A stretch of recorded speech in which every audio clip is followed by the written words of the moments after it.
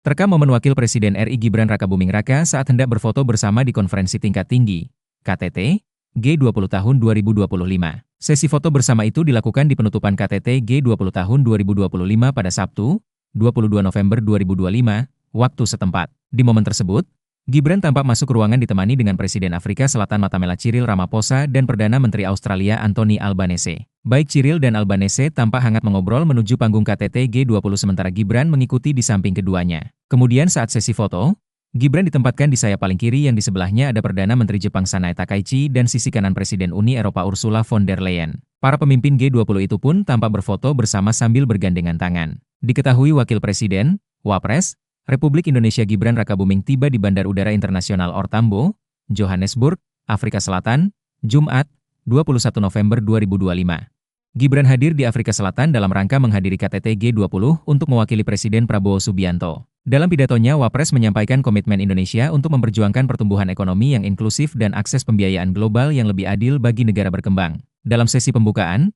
Wapres menyampaikan salam hormat Presiden Prabowo kepada Presiden Cyril Ramaphosa serta mengapresiasi penyelenggaraan KTT G20 pertama di benua Afrika. Inti pidato Gibran yakni menegaskan Indonesia sebagai salah satu penggerak utama kerjasama negara-negara berkembang dalam posisi konferensi tingkat tinggi, KTT, G20 tahun 2025.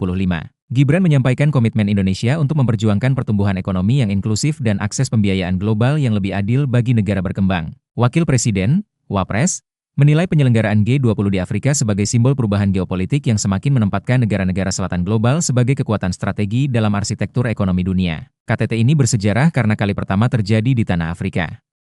Hal ini menandai perubahan besar, di mana negara-negara selatan global semakin menjadi bagian penting dalam tata kelola global, tegasnya. Pada sesi pertama bertema pertumbuhan ekonomi inklusif dan berkelanjutan tanpa meninggalkan siapapun, Wapres menekankan bahwa Indonesia di bawah kepemimpinan Presiden Prabowo berupaya memperjuangkan pertumbuhan yang adil dan inklusif. Indonesia percaya bahwa pertumbuhan global harus kuat sekaligus dan inklusif agar semua negara dapat merasakan manfaatnya, ungkapnya. Wapres juga mengajak negara-negara anggota G20 memperluas akses pembiayaan, terutama bagi negara-negara berkembang yang menghadapi tantangan perubahan iklim. Pembiayaan harus semakin mudah diakses, lebih pasti, dan lebih setara.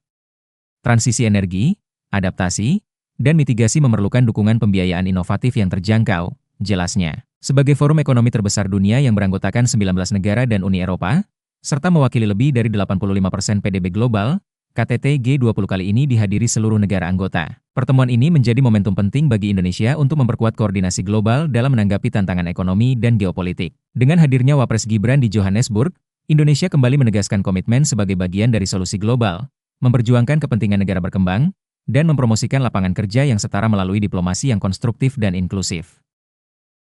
Download Tribun X sekarang, menghadirkan lokal menjadi Indonesia.